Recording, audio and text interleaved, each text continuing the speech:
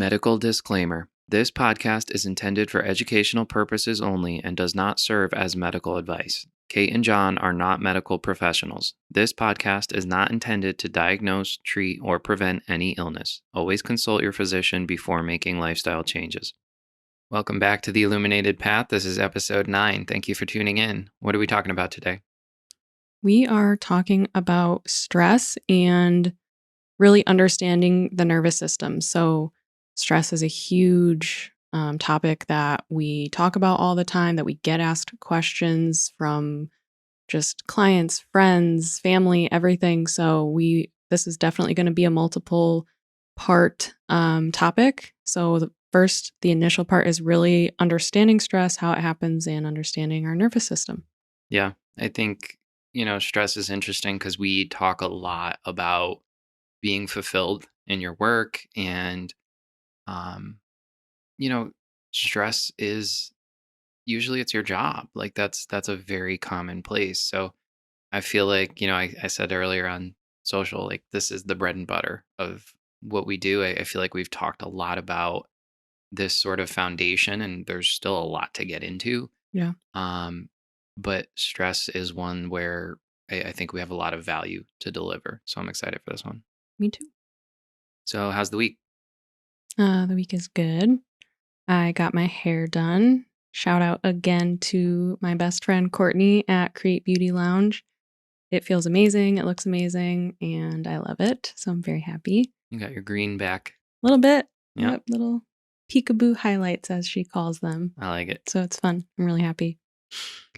I've also been working on planning my sister's bachelorette. So we finally booked an Airbnb and we'll be going on that in April. And it's really exciting. I can't believe it's like really happening now and the planning's happening and everything. So it's exciting. That's fun.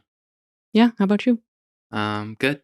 Yeah, I got my new camera. I'm learning a lot about video and lighting and exposure. So it's a really fun, exciting journey. I changed my workout routine, which was it's an adjustment, but it's really nice because it's the first time I like scientifically designed my routine. Yeah. To like, here are the key lifts, here are the movements that are going to actually help you in your everyday life, and the most effective movements, and also really just kind of restructuring like how many sets, how many reps.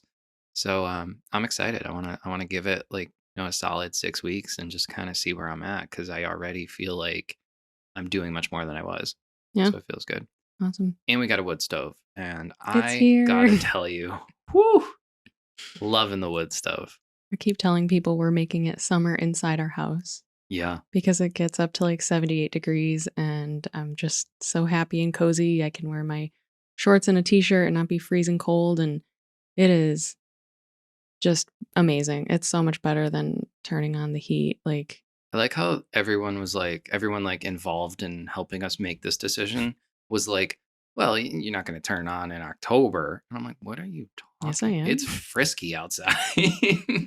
Frisky. Frisky? Is that the word? I Brisk? don't know. Brisk definitely Brisk? works. I don't know. You're funny. Anyways. All right. So why don't you take us through then the nervous system? So there's a lot to understand here. There's a lot to digest. But, I think we talked about this is like, we really want to start with understanding the nervous system and understanding the components of the nervous system that are making you triggered. Yeah. So, I mean, there are multiple parts of the nervous system. So we're going to be focusing on what's called the autonomic nervous system, abbreviated ANS. And so this whole system, it operates automatically and it controls really all of our bodily functions without us having to think about it, like our heart beating, our digestion, respiratory function. We're not actively thinking like, is my heart beating? Am I breathing? So it's controlled automatically by this system. And so it's really regulating our internal organs to maintain homeostasis in our body. Or the other part of it, which is really where the stress part comes in, it prepares our body for action. So that is the part that's like, uh-oh, something's wrong, something's off. I need to get into this mode where I'm preparing for action. Yeah. And so the two parts, really like the homeostasis part and then the preparing for action part, those have their own names, which is the parasympathetic, which is the rest and digest, the homeostasis system. And then there's the sympathetic. So that is when you're in fight or flight. Yeah. That is preparing for action because your body has been triggered and an alarm is going off and it thinks, I have to take action now. Something is wrong. Yeah. And so, there's a part of this is like in the scientific community and reading the studies on this too, it's understood that there's sort of this like equilibrium. Like the body is trying to find balance Yeah. with these two parts. And that's what, it was designed to work that way, but it doesn't always work perfectly in today's day and age. So, do you want me to kind of talk about what the systems do? Yeah. Okay. So, your parasympathetic, that's your rest and digest, right? So, this is people think, right? Ideally, it would be you're hanging out at home, you're in rest and digest. You're digesting your dinner, you're relaxed, you're calm. And there's a lot of really interesting things that happen between these states, right? So, when you're in the parasympathetic response, this is actually when your cells repair, which is fascinating, right? And I always tell you, like, it's wild. If you get a cut, Mm. your body heals itself. Like, Yep. really take a moment to let that set in. Like, your body finds balance no matter what it's going through. And it's all about, does it have what it needs to create that balance? Mhm. So, in a parasympathetic state, your cells repair. This is activation of the nervous system.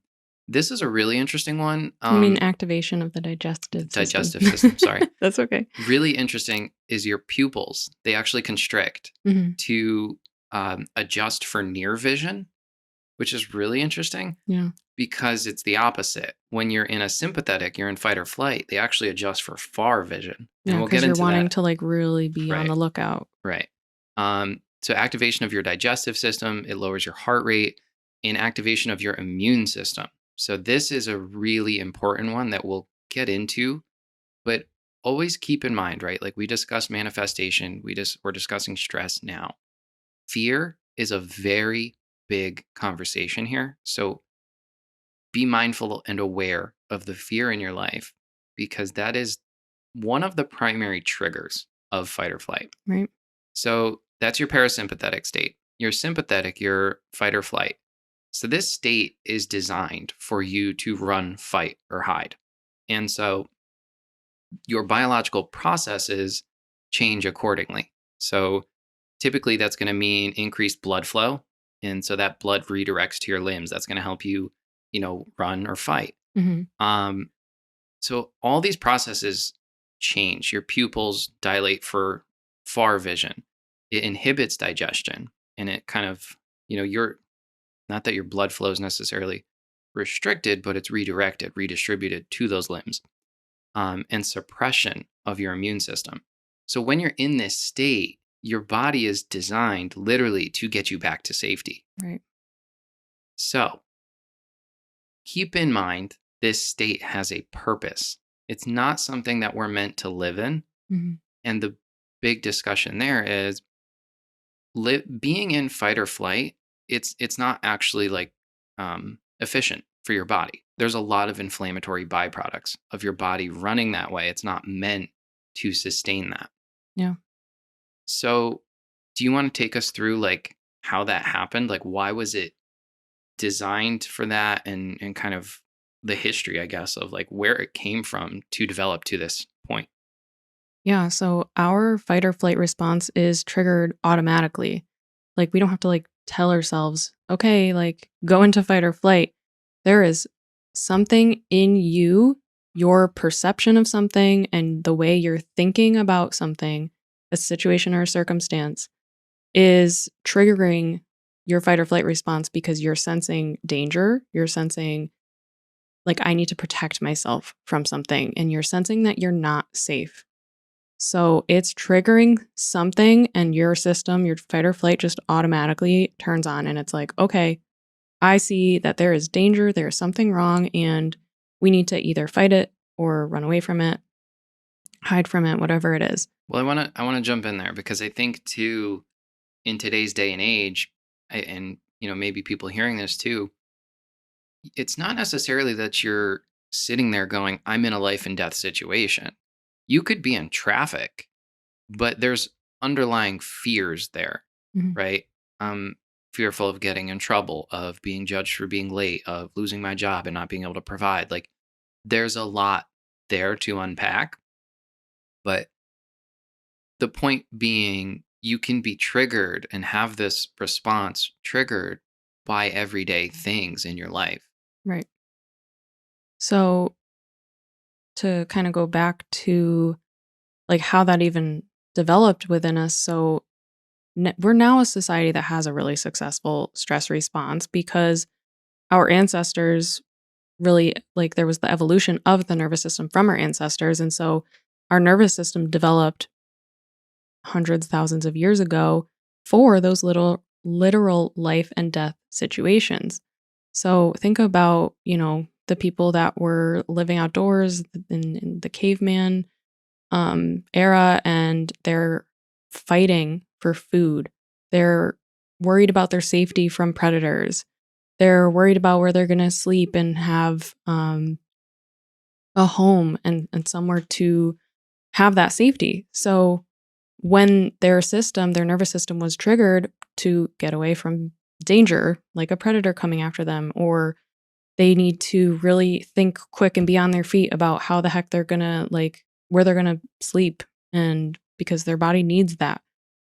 So today, it makes sense that the our nervous system developed, and those who lived, the ancestors that were able to live, had the best Yeah, because they response. They survived. survived, and so that got passed on and continues to be passed on. So it's just kind of understanding the evolution of the nervous system and how, you know, the people who survived would have gone on to, essentially create society as we know it today. Like, we all have the most developed response.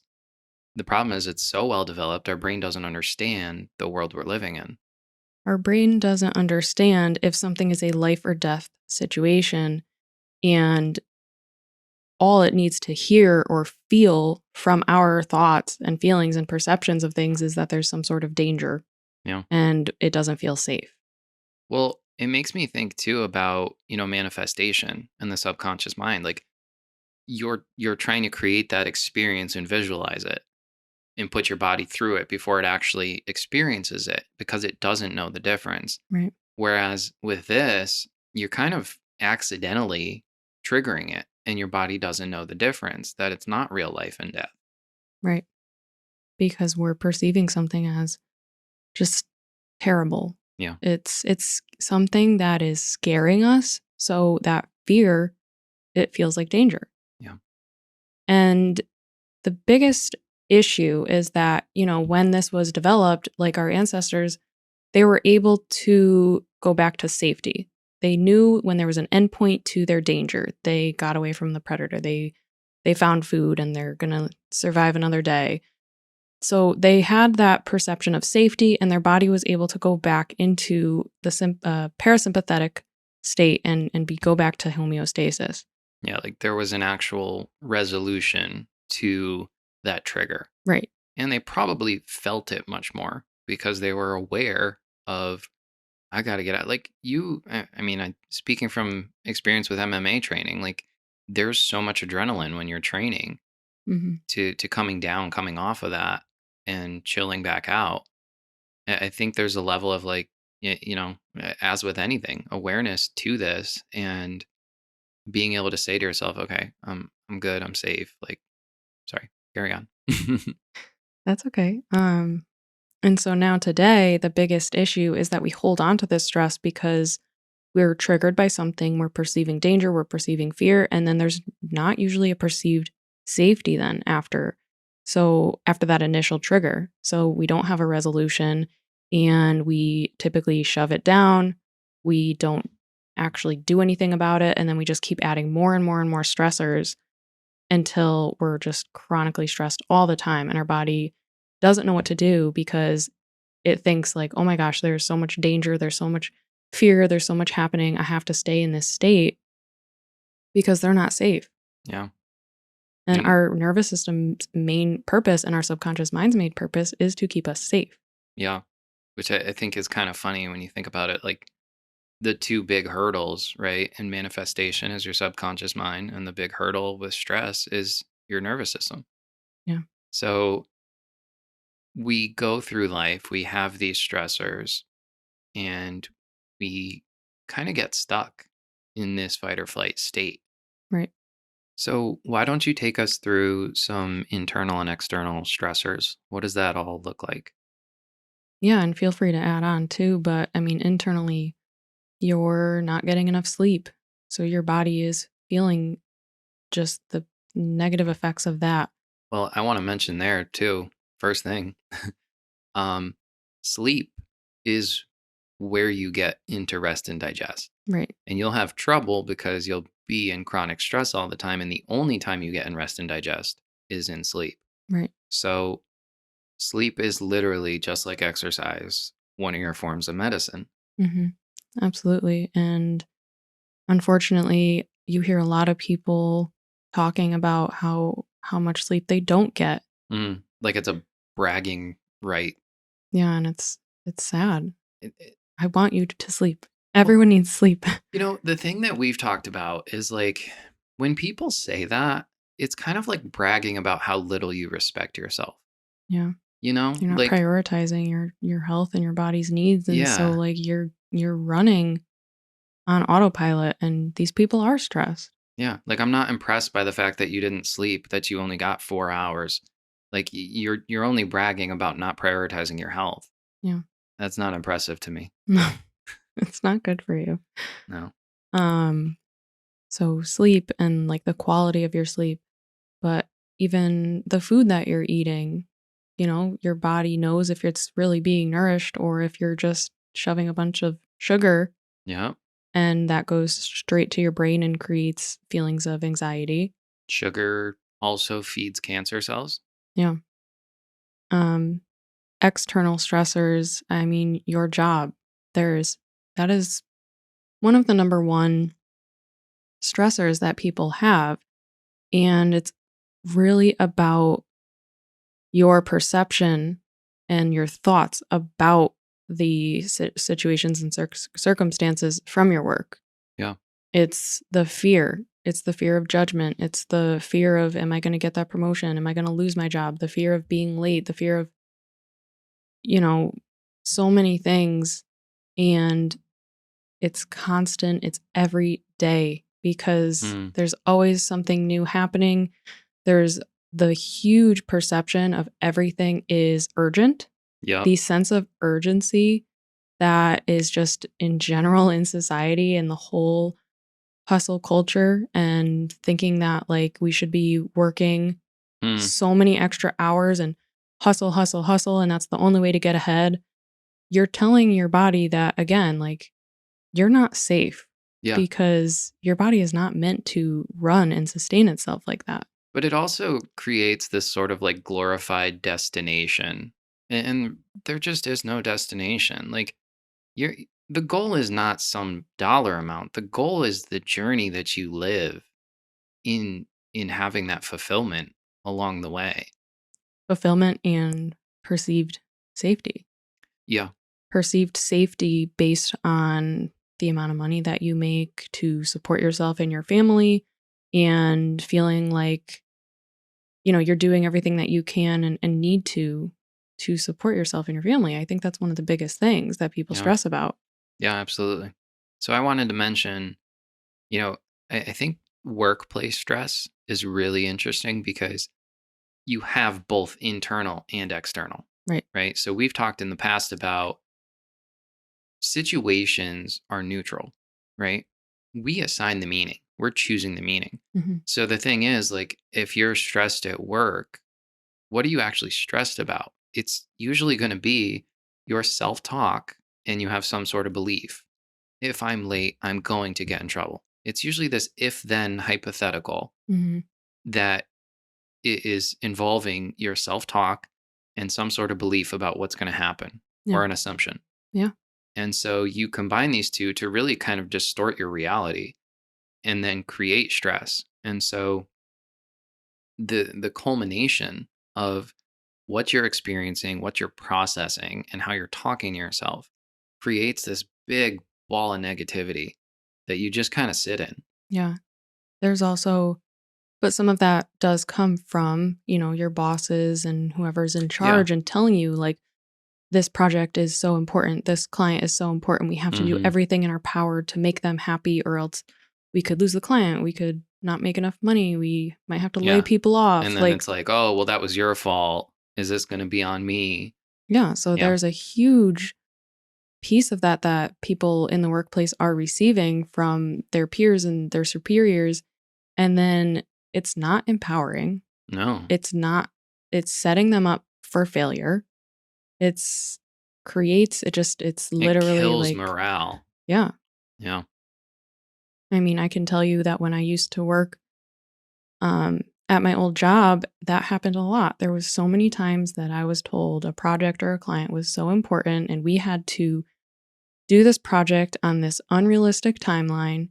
And then, like, it's like, okay, great, here's the start of the project. Yeah. Okay, everybody, so this project is on an unrealistic timeline. Everybody's going to have to work overtime and be stressed and have fun.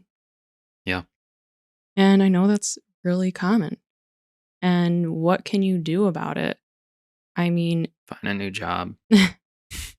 yes, but also, like, you need to really see how you're taking that on, how you're taking that information on from the people that are making you scared.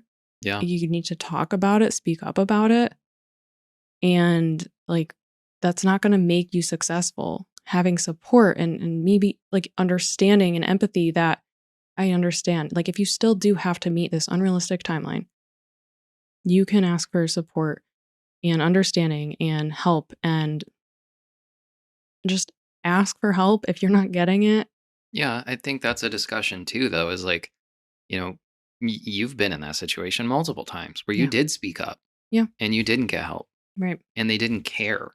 And I think that's, a larger discussion about corporate America having no shortage of shitty leaders. And Mhm. frankly, that's my big frustration is people have a position, they think they're hot shit, but they're pretty crappy at leading people Yeah. and taking care of their team. Um, so, you know, speak up for sure, but you've got to assert yourself. And if that's not respected or acknowledged or, taken seriously, then is that really the culture and the environment for you to be in? Right. Exactly.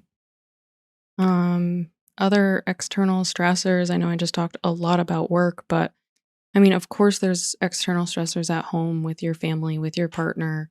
Finance, Finance is a huge one. which kind of ties in with work, but yeah, Yeah.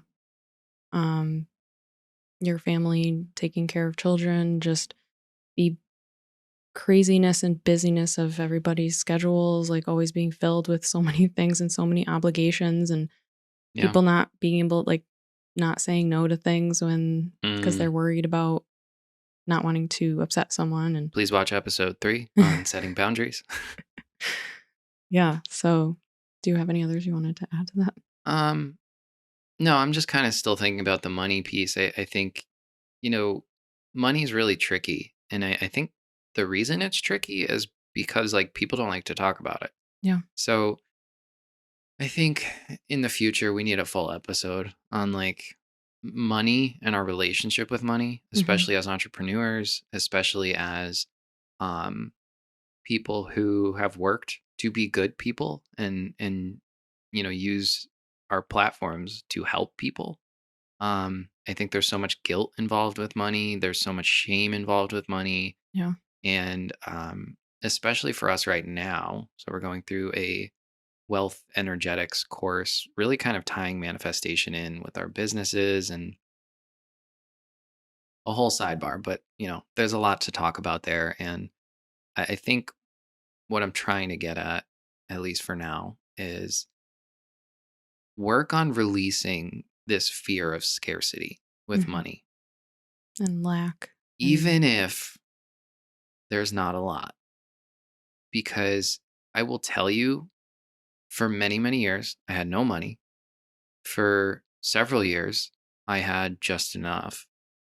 And my relationship with money didn't truly change until my bank account was still being cleared out, but I started also giving on top of it. Yeah. That was the big pivotal shift because, and Jamie C talks about this. Um, you have to open yourself up to give and receive. Right. Because that's really showing that you're not scared. Right. Right. I distinctly remember somebody I knew had triplets. I had $17 in my bank account. And they said, times are tough. Any amount you can offer. And I went and sent him $15. And honestly, the first few times, it's kind of like, okay. Hmm. But at that point, I had done it, 2, 3 times. And I was like, no, like this feels good. And I'm not, the more you do it, the more you flex that muscle, the more you release that sort of stigma, that belief you have that it is scarce, that it's tough to get. Um, and I know I'm on a tangent, but I'm going to keep going. I think about, the podcast. People are like, oh, good for you guys. I hope it works. And like, Mm. no, no, no, no. I know it works. I'm not sitting here like, man, I really hope this podcast takes off. I'm going to be doing the podcast anyway, no matter what I end up doing. Yeah. But I don't have this fear of when is it going to work? When am I going to make money? It's just here Hmm. and everything is coming. You know, I've been writing a lot and this is the last thing I'm going to say. I've been writing a lot. I write 5 pages every morning. Hmm. I've been writing every morning at the end. I see my manifestation and my manifestation sees me. And it's really just about this like seeing the energetics as this like divine being. Like I've said it before, I will say it again. The world does not work the way people think it works. Yeah. Long story short, let go of fear and scarcity with money. Try some things. Try sending somebody $10. We saw a van the other day that had Venmo on it. And it was somebody like traveling the country with a little sticker. And we're like, yeah, let's send them some money. And we did. And it felt great. Yeah. All right, carrying on. um. So back to stress, but the point in all of that is that like fear is such a big piece of your stress. It causes stress, it triggers stress because fear means danger, fear means not being safe. And it really gets you stuck there because you never allow yourself to then perceive safety again. Yeah. You know, again, where attention goes, energy flows. If Right. you're living in fear and lack, you're focused on that and you're creating more of it. Right.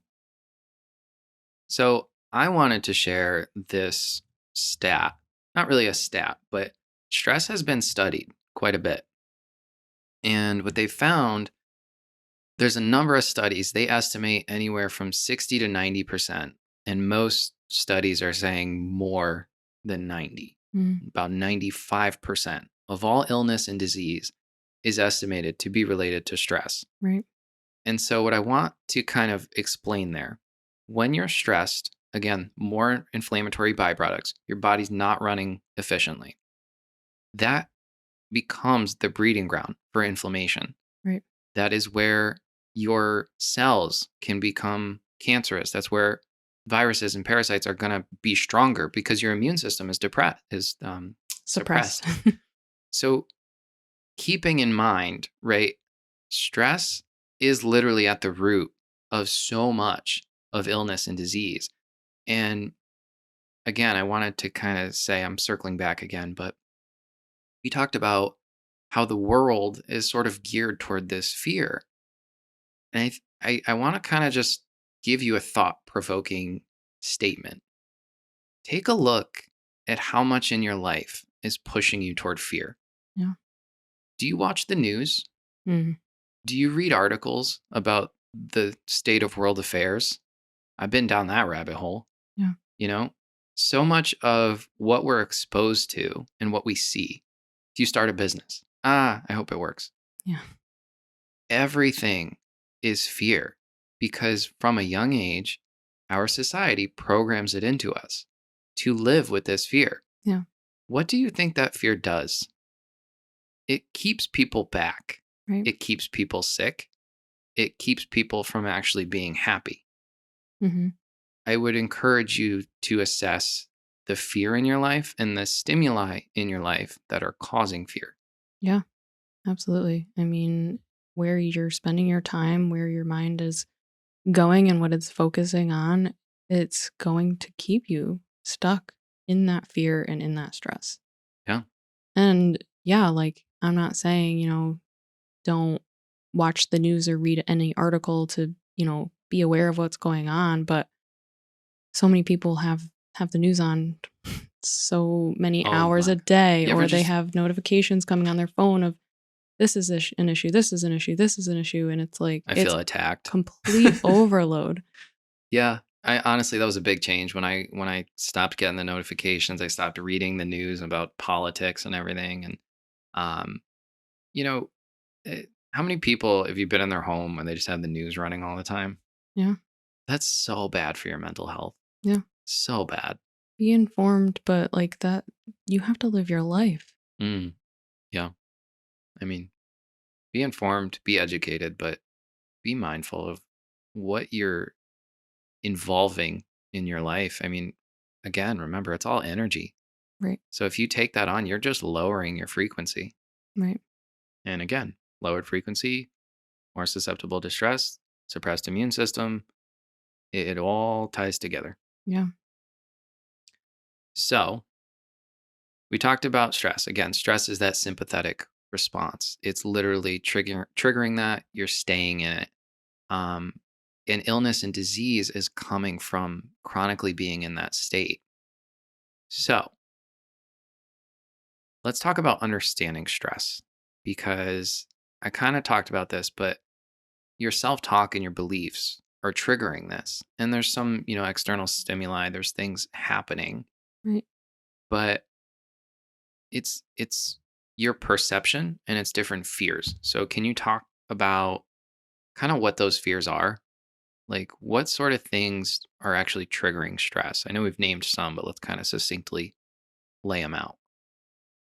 Well, it's like we said, every situation or circumstance in your life that happens is neutral.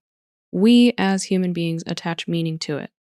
The meaning that we attach has goes back to the way we were raised, the subconscious programming we have.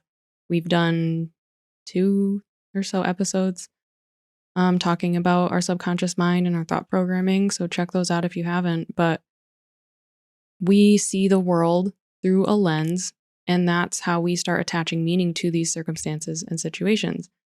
And almost always, we have some sort of fear around situations. We're afraid of how we're going to be seen by others. We're afraid of judgment. We're afraid of how we're going to be perceived. We have fear of losing our job, or fear of not succeeding in our job, or or fear of failure in general and at anything. Mm, Fear of not being able to provide for your family, fear of money and not having the bills paid. Um, it's all of these things in your life that are happening, and you just immediately are having thoughts that are futuristic thoughts because you're worrying about something in the future that hasn't actually happened. that makes me think of anxiety is looking in the future, depression is looking back, Yeah, and it's what you really want to do is be in the present. right. I also think about like people who have social anxiety, right? Like, me being having gone through a lot of that and being afraid to leave my apartment to now just, whatever. I don't even think about it. I think a big thing you can do, and I'm kind of getting to our next section here, but start rewriting that script. Like, oh, what if they laugh at me? Well, what if they really like you? Yeah. You know? And I'm gonna tell you flat out, it's not gonna feel good at first. Like it's gonna be uncomfortable Mhm. because you're literally rewiring. That's your neuroplasticity. You're starting to rewrite that script and change your subconscious mind to choose and start to believe that a positive outcome is in fact plausible. Yeah. And it's difficult at first. It takes time, but starting to rewrite that script and starting to sit with a more positive outcome could really transform your life in a lot of ways. Yeah. It's really like you said, what are you afraid of? You really have to keep asking yourself, what are you afraid of? Really dig deep, ask yourself, When you're feeling that stress or that fear. right, what am I afraid of and Mhm. why? And then is it true? Is that thought actually true? Or are you just creating some worst case scenario based on, past experiences maybe, or something that you've taken on from the news or from other people at your job? Childhood. Yeah. Yeah, what are you afraid of and why? And it's important to remember that not every thought you have is true. Yeah. We have over 60,000 thoughts a day. They're not all true. You are going to have thoughts that are negative. You're going to have thoughts that are, more neutral. You're going to have positive thoughts. And we tend to harp on the negative ones and really believe that those are true. Yeah. And they're not. They're not all true. I saw a post the other day and um it was a little extreme of an example, Hmm. but I think it really kind of articulated it well. And it was this guy saying, he's holding his kid. He said, "You're not special for having negative thoughts. Like everybody has negative thoughts." He goes, those thoughts we don't talk about where I'm walking up the stairs with my kid and I think, damn, it'd be really bad if I dropped my kid right now. Yeah. And like, yeah, that's extreme. But also we all run through these negative worst case scenario hypotheticals. Like we all have trauma. We've all seen the news. We've all been through the crap of day-to-day life and awful people, you know? You're not special for wearing that like a badge. Right. What's special is working through that and actually making something out of it, learning something and consciously, you know, rewriting that and being intentional with positivity. Yeah. That really goes back to what you've said about conducting your mind, because if you don't take action to question your thoughts, to make decisions about what you believe is true and what you are telling yourself, like, no, that's a fear and that's not real. Right. That is worst case scenario. And I'm letting go of that. Well, again, meditation. You're not meant to choose a thought and hone in. You're meant to observe and be Hmm. able to watch them pass by. Right. Some of them are pretty awful, Yeah. you know? I went through self-harm for 9 years. Like the pivotal moment was understanding I can let that thought go by Yeah. instead of sitting there entertaining it. Right. So, that's kind of your crash course on stress. What it is, how it's being triggered, and starting to understand some of the feelings behind it. So, again, ties in with manifestation. If you're really following the podcast, you're sensing the reoccurring theme of fear, which is a very low frequency. Yeah. And it's something that you need to be very conscious of in your life and in how you're carrying it into your relationships, in your goals. Hmm. We have dealt with so many entrepreneurs who they don't talk about their businesses like they believe they're going to last, Yeah. you know? There's always a fear of, what if I don't make it and it's not going to work and it's not going to make me enough money? And it's like, you can't build and grow in that mindset. Right. That's not a mindset that is opening you up to progress. Remember fear, the comfort zone, not a place to create. Yeah. So I would also kind of carry that into your dialogue and think about how you speak about things. If you're someone who owns a business, you need to see that business as your way forward. Right. Like the only way out is through. Because, all right, so I'll give you a great quote. I don't know who said it, but I have a tattoo about it. Failure is where you choose to stop. You can stop and just be done Hmm. and say, I failed at that.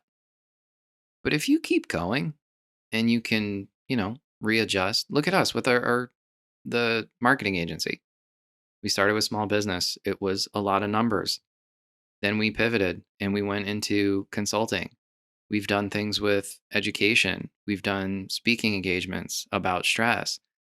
It's about being able to constantly adjust, Yeah. not throwing your hands in the air and saying, I quit. Yeah. Because in reality, failure is a construct that was designed to make people feel fear. Right. It doesn't exist. Yeah. It's just a lesson. Everything is really a lesson and an opportunity. Win or learn. Right. It's like one of my favorite phrases. You don't fail. You win or you learn how to do it better. Right. Anything else? I don't think so for today. We are definitely going to dive in further. Um, yeah, really think about what you're scared of. It doesn't have to be so scary and so bad. I think so much of this is about being able to rewrite the script and seeing life as this just beautiful journey that you get to embark on Mhm. and you get to design it. You learn and you grow, and there will be hardships, and there will also be rewards of those hardships. Yeah. Like we're not talking about toxic positivity. We're talking about being intentional and not always being in the negativity, Right. you know? We have negative moments for sure, but we also have a different frame of reference as to like what the ideal is and Yeah. how we move. Right. All right. My tangents are done for the day. Do you have anything else? No, I think that's it. All right. Thank you so much for tuning in. Please remember to like, share, subscribe. We would so appreciate a review. Please give us a Reviews, nice review on Apple Podcasts or Spotify. Yeah. reviews will help us tremendously. Um, you can always go to our website, theilluminatedpathpodcast.com, and you can write in there. You can suggest topics. You can apply for live coaching. Um, there's a lot more we're going to do on the podcast, but I think we're approaching having the foundation laid on a lot of things. So thanks for tuning in. We'll see you guys next time. Thank you.